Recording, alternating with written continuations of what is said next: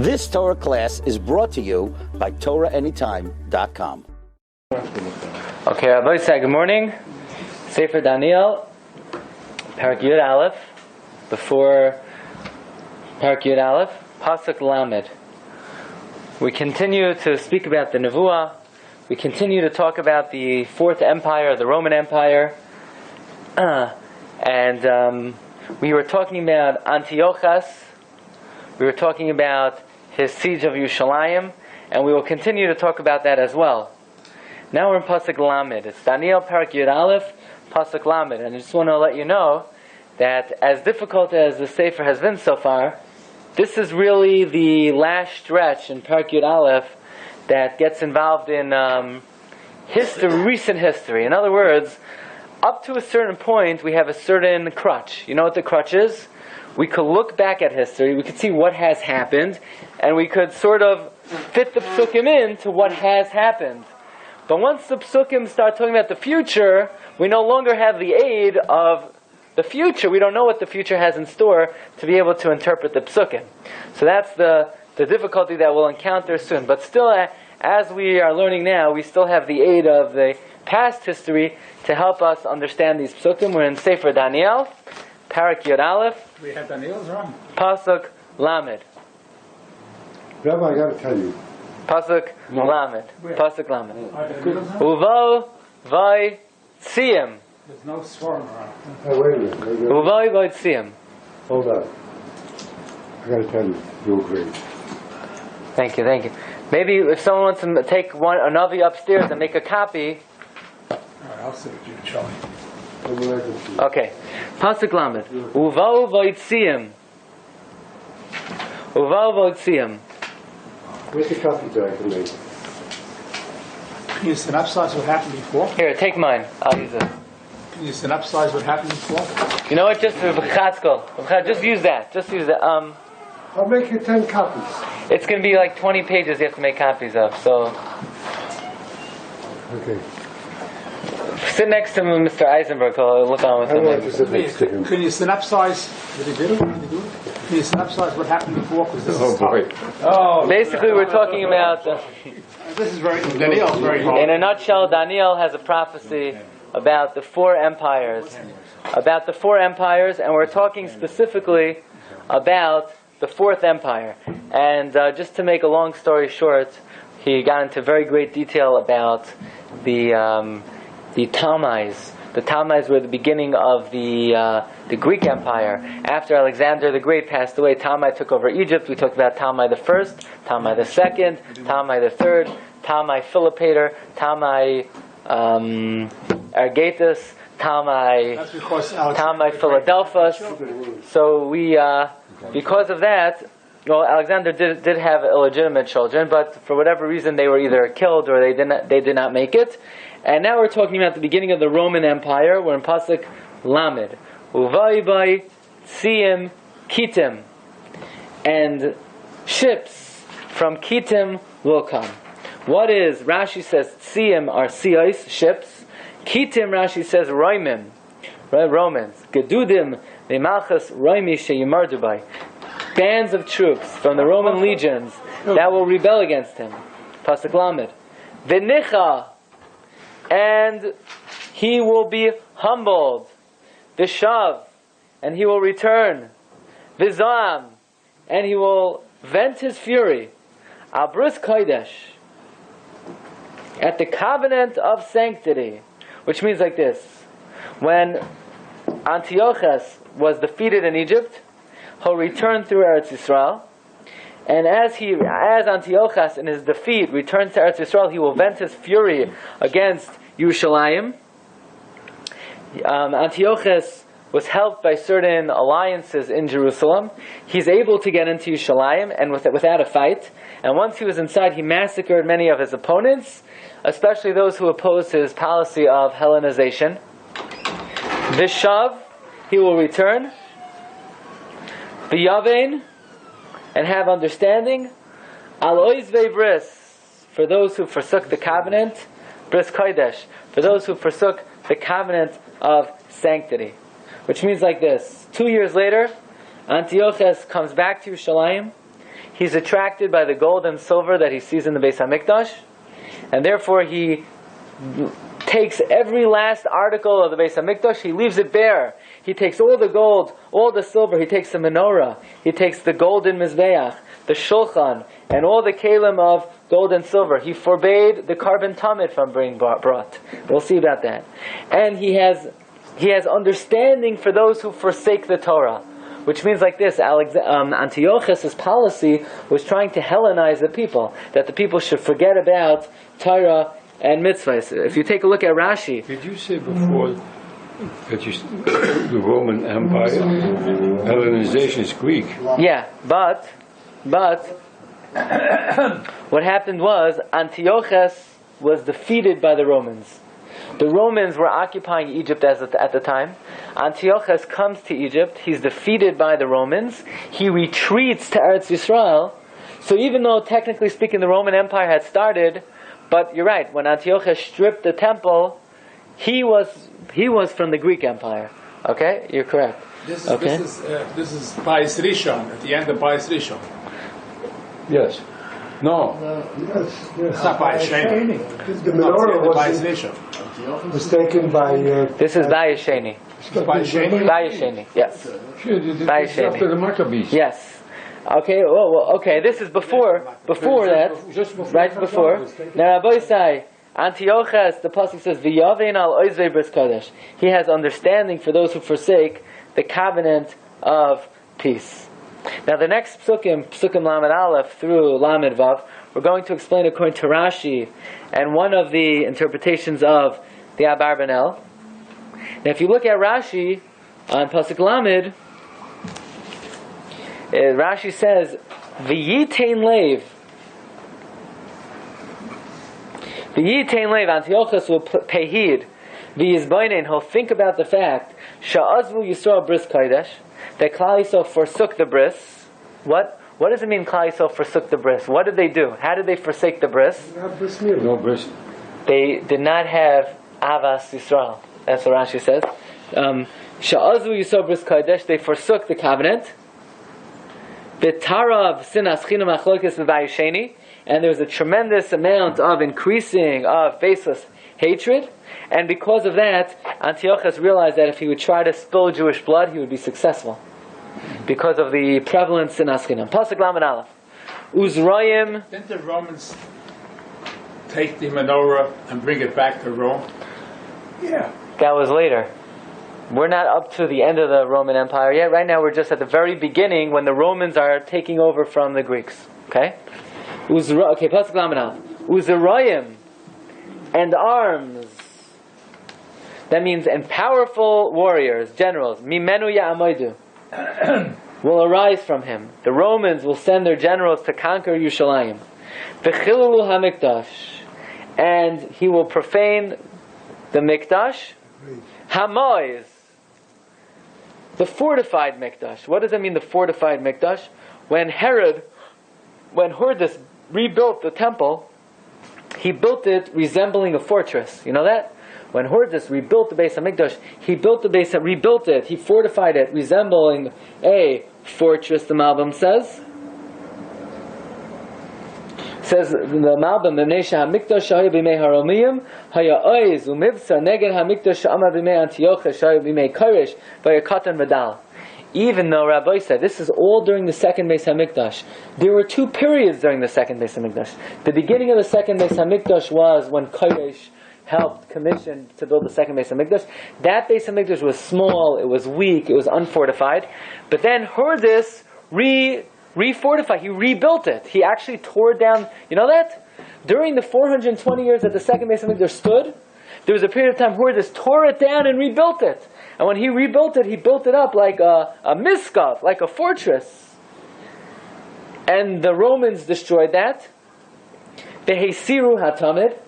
They removed the daily sacrifice.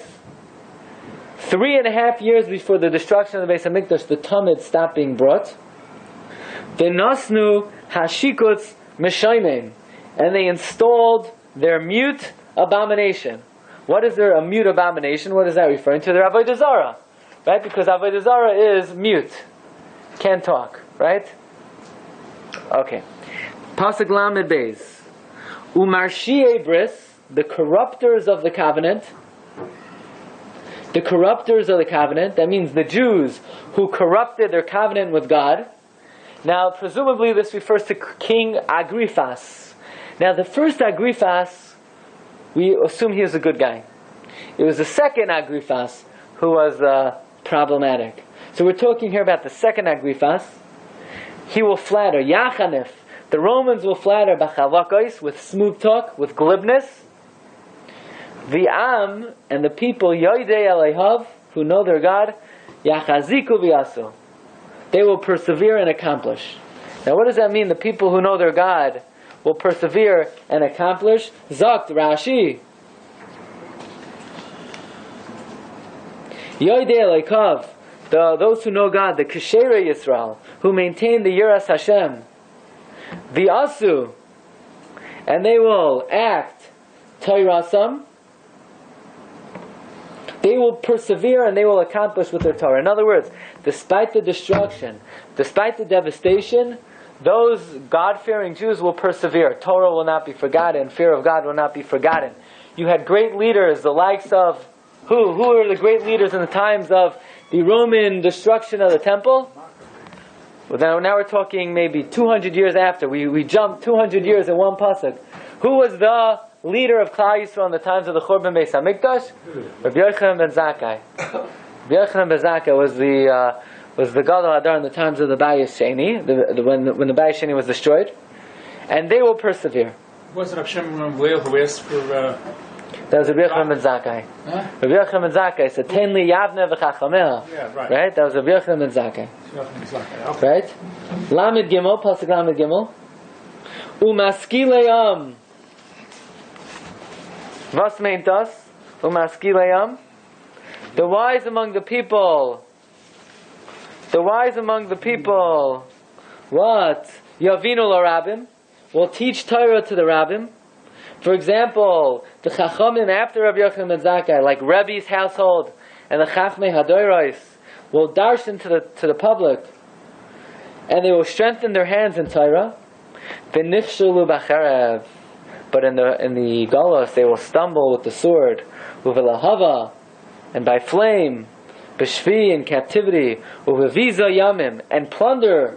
Yamim over here does not mean days. Yamim over here means years. Means years. That's the son of Rabbi Malchus. Very good. Very good. The Malbim says, Rabbi Cheskel is saying that Pasuk Lamed Gimel V'nefshal b'cherev refers to the Chachamim who were killed by the Romans, the Yasar Harugei Malchus. Pasuk Lamed Daled. That was over a long period of time. Yeah, right. It's not what didn't happen in one day. Correct, right? When you read it, the Kippur, it sounds like it would happen in one shot. Right. Many years. Right. That was Rabbi Kiva the Chareim. Uvihi kashlam, and when they stumble, yeyazu ezermat, they will be helped by the outside world very little. V'nuvu aleim rabim b'chalak lakois, and many people will join them with smooth talk. Who is this talking about? Says the Malbim, it refers to the revolt of Bar Kochva, which was about 50 years after the Churban, from the year 3878 or 118 of the Common Era. 118 of the Common Era, and they will be helped with little help. Now, if you look at the Malbim, Malbim says in the days of Ben Kaiziva. Who's Ben Kaiziva? Bar Kochva, right? And a lot of people joined them to be able to throw off the yoke of the Romans.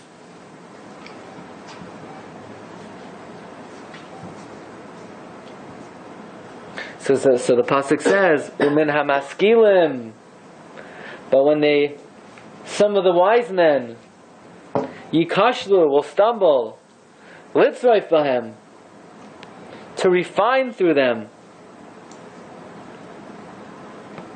ulavarer, and to select, v'lalalabein, and to cleanse, areis kates, to the end of days, ki oid lamoyed, because it's not yet the appointed time. What is this talking about? What does it mean many people will stumble to purify, to select, to cleanse? Says Rashi, many wise people will start making cheshbonos when Mashiach is coming.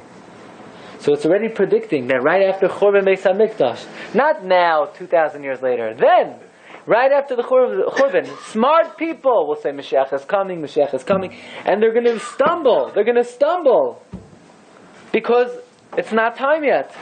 It's not time yet. Now the Malbim learns that this is specifically referring to Rabbi Akiva. Supportive of Kochba. Right. Says the Malbim, not only was Rabbi Akiva a big supporter of Bar Kochba, he believed in Bar Kochba so much, he carried Bar Kochba's arms after him. He was his weapons bearer. Rabbi Akiva followed around Bar Kochba like a shamish. He thought it was the Mashiach. He thought it was Mashiach. Says the Malbim, Kamei Rabbi Akiva shenasa kelev shel ben Koziva. Because he thought this would finally, the sins of Klal Yisrael would be purged. 50 years after the Churban. Okay. Pasuk Lamed Vav. 50 years, 52 years. 50 years. They were suppressed 52 years. Pasuk Lamed Vav. Now we're talking about the beginning of the Roman Empire, the development of the Roman Empire. How it developed from a political empire to a religious empire. That under Constantine... That was later. So you see, we're jumping hundreds of years in one Constantine was psukim. around 600. 400. 4th century, no? No, maybe 300, okay. Constantine, he took on the... Constantine was the Roman Empire from 308 to 337 of the Common Era. All right, he took on Okay. Christianity. He's the first Roman Empire to convert to Christianity. And now we're going to be talking about Constantine. Okay? So you're going to hear about the development of the Roman Empire. But what we call the Christian world is only the descendants and the continuum of the Roman Empire. So, Pasuk Lamed Vav, V'asa Kirtzani Hamalach. The king will do as he pleases. So again, we're going to be skipping hundreds of years. This king is referring to Constantine. Rashi says, Malchus Roimi. V'his Roimim.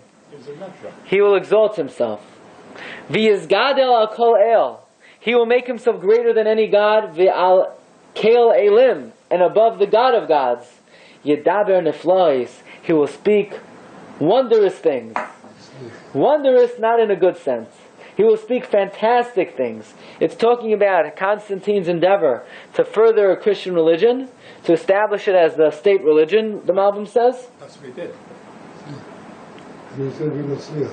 Made Christianity the state religion of Rome. He decides he's going to change religion. He's going to abolish the ancient practice of idolatry, paganism. And he's going to start injecting ideas about God that are fantastic, but not in a good sense, that are mind-boggling, that are so absurd and ridiculous and ludicrous, but people just accept it as, oh, it's beyond our understanding. For example, he's going to start injecting the dogmas of the Trinity, the virgin birth, the incarnation of God, transubstantiation. I'm only saying these words is what the Abarbanel says. These are the fundamental principles of Christianity that are so ludicrous, they are so baseless, they are so against logic, that God should be born of a human being. But they tell the people, oh, these maisalach and these baba maisas and these ridiculous stories, and they say, no, these wondrous stories about God. This was done. But this was done through Constantine, and at a certain historical council in the year 325, the Council of Nicaea, right? The Council of Nicaea. At the Council of Nicaea in the year 325. Nicaea. Right, which was influenced by Constantine. And this way he united his empire under the Christian religion. V'hitzliach, and it will be successful ad kol hazam, until the wrath is terminated. Which means the religion of Constantine will be successful until the anger of the Rebbeinu Shalom against Klal Yisrael ends with the Bias HaMashiach. In other words, when you see the downfall of Christianity, that will be the day of the coming of Mashiach Tzidkenu. It's happening as we speak. Ki nechur tzanesa. Take it over. For that which was decreed was executed. Okay. Pasuk Lamed Zayin. Bial Elokei Avosav Lo Yavin.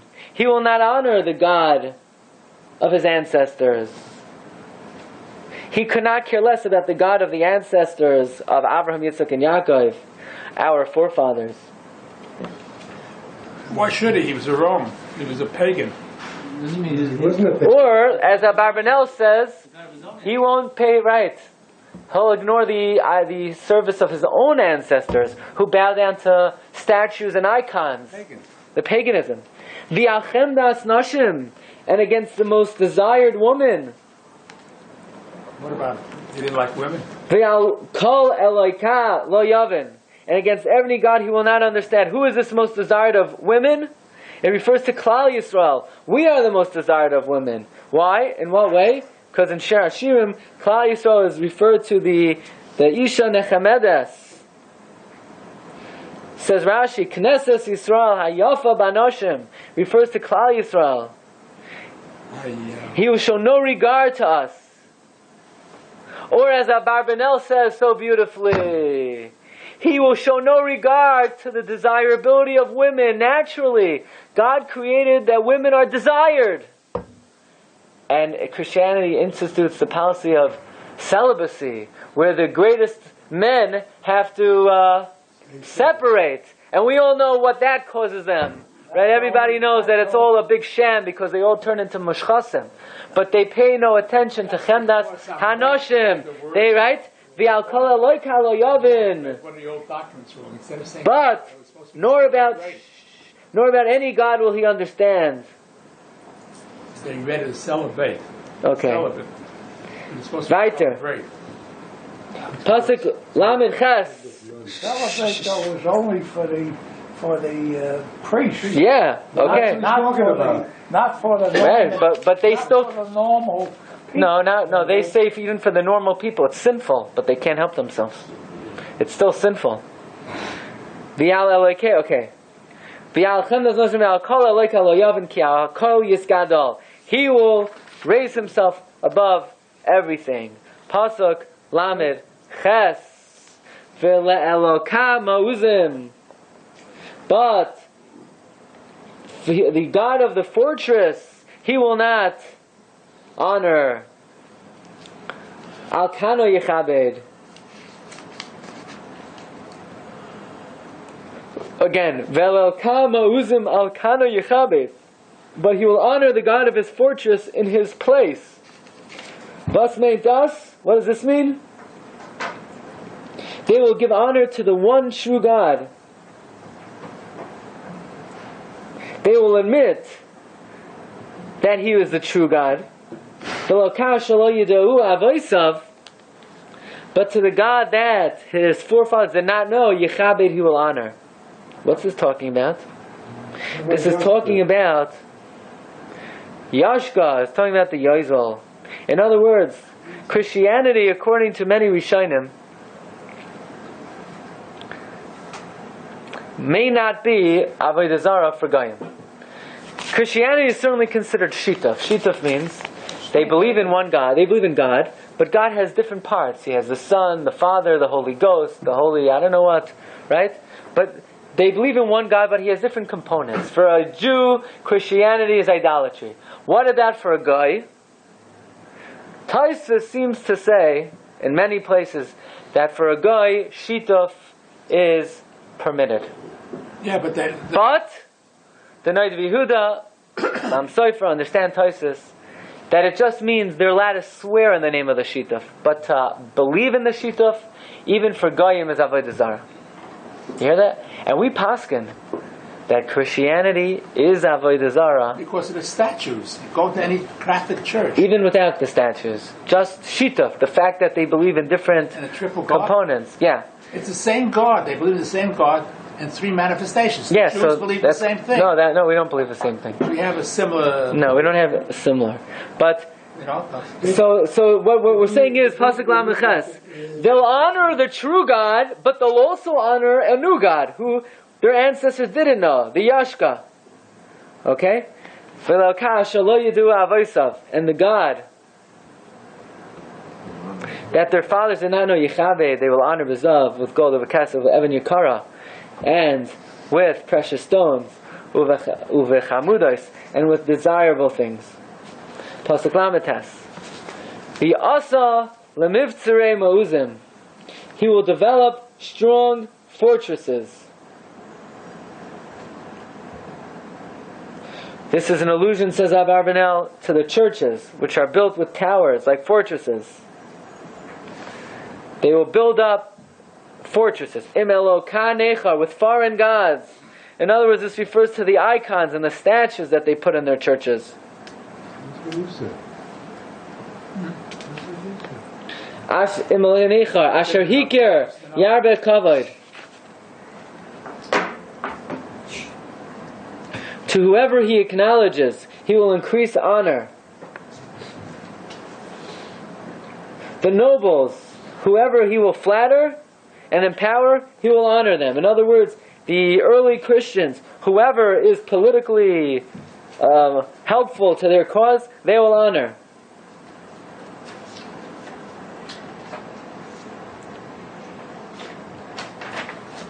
V'himshilam barabim. They will empower these political figures over many people. And they will give out land at a price, at a small price. What is this referring to? The church will have the power to levy taxes upon the different principalities. And because of this, the church will own a lot of real estate, and they'll be able to distribute it for nothing to whoever they choose.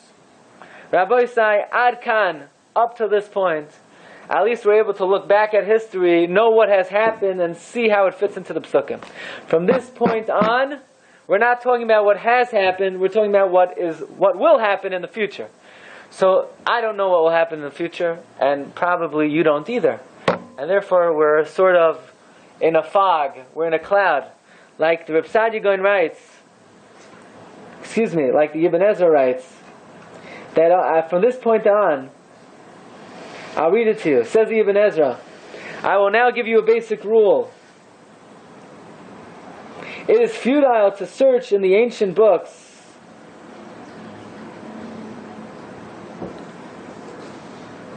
in search of such as the book of Yosef ben Gurion, even if we had all his words to learn the details of the wars which occurred then. I will therefore only explain the words and meanings in a general way. In other words, Ibn Ezra is saying what we have learned until now from what has actually happened is so difficult because we don't have such accurate information of the historical details. So if the Ibn Ezra says it's very hard to know the beginning of Perek Aleph because we don't have such accurate record of all the histories of the ancients, certainly what has not happened yet, it's going to be very difficult for us to understand the upcoming psukim. And I would venture to say very few people in their whole lifetime even read these psukim and teach them and translate them. So we will give it our best shot to try to explain what these psukim mean.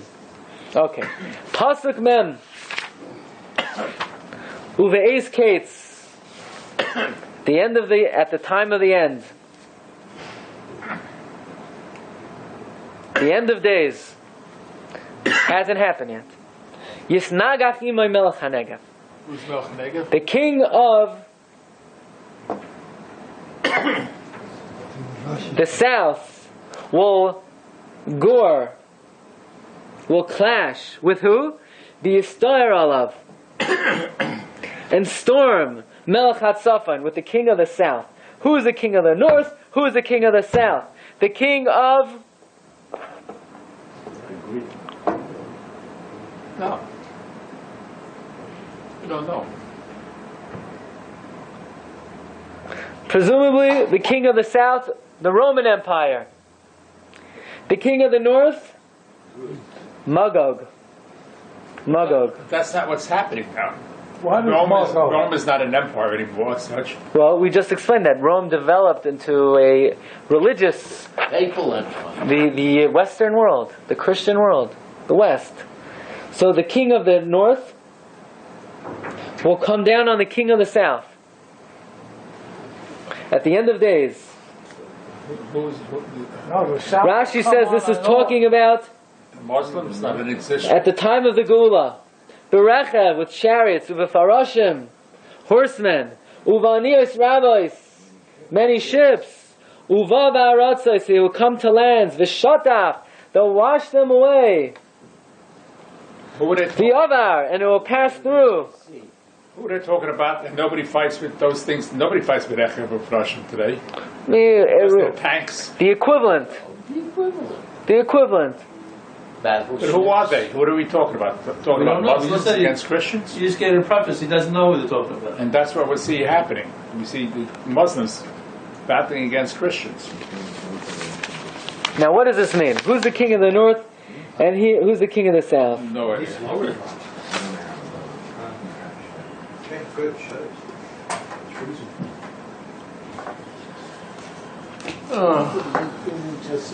Some learn the king of the north is the Roman Empire. But Rabbi Sai, as the Radak says, we're not going to know the true meaning of these psukim till Mashiach comes. Oh. Okay? But it's important to learn them. Because if you don't learn them, you're not going to see what Hashem is telling us about. Pasuk Mem Aleph. Pasuk Mem Aleph. V'yishla uba b'aretz hatzvi, he will come to the desired land. What's the desired land? Eretz Yisrael. V'rabbos yikashelu, many will stumble. V'ela yimotu miyadeh, but the following will be saved from his hand. Edom will be saved. Moav, the Reishis b'nei Ammon, and the forward-dwelling people of Ammon. What is this talking about? He will come, many of the lands of the south will fall under his hand. In other words, many of the lands of the south, this means like this. The land of Ammon is north of Moav. So what is this talking about? One second, the king of the north will conquer Eretz Yisrael, but will stop at its southern borders, not enter Edom, which lies south. However, to the east of the Jordan, he will penetrate southward far enough to conquer most of the Ammon, leaving just the forward-dwelling people. The people who live toward the forward edges of the southern border. Moav, which is south in Ammon, will escape. If Mitzudas David says that Negev, Yelochem in Roma, yeah, right. And the Malbim indicates that one of them, where is it here? That one of them was Gog and Magog.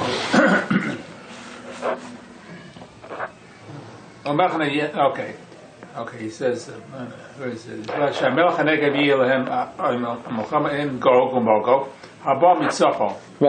the Malbim learns the Melech HaTzafoin. The Malbim learns the north is Gog and Magog, and the south is Ishmael. And some say that the Gog mean Magog.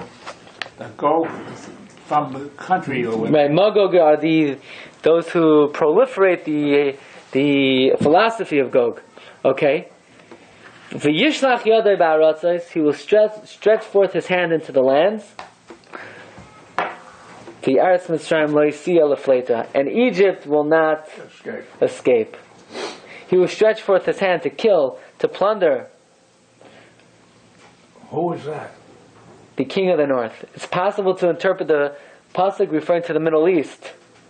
Many countries in the area of Eretz Yisrael will stumble, and then the king of the north will advance toward Africa. He will stretch forth his hand into the African lands. We see that happening today too, with Egypt, with Mem Gimel, Umashal, and he will gain control. B'machmane Azav, over the caches of gold.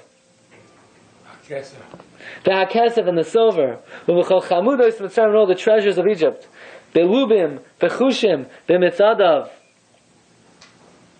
and the Lubians and the Cushim in his footsteps. What is this talking about? The king of the north will conquer the countries beyond Egypt. The Lubians and Cushim will be subject to his authority. Pasuk Mem Daled. That's Africa already. Ushmuos yivahalu. Banus on the east. Ushmuos yivahalu mimizrach u'mitzafain. Banus on the east and the north will alarm him. East and north of Egypt.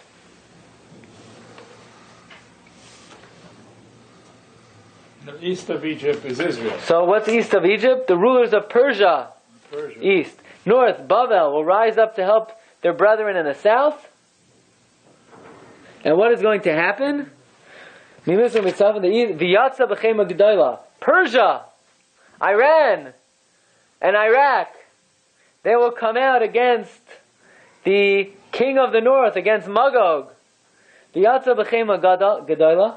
come out with great fury, lahashmid, to destroy you, lahacharim rabim. Maybe Syria also. They will decimate many. You call it an atomic bomb, with an atomic weapon. And he will pitch his palatial tent. Apadno is a word that you find in the Gemara. Lahar Tzvi, Bein Yamim Lahar Tzvi, between the seas and the coveted mountain, Kaidesh, the holy coveted mountain, Uva, Ad Kitzai, he will come to his end. Be'ein oizerlai, no one will help him. So Rabbi said these are psukim that we don't have full understanding what they mean right now. But Be'ezus Hashem, we should be zaycha to see the fruition of all these nevuos. You've just experienced another Torah class brought to you by TorahAnytime.com.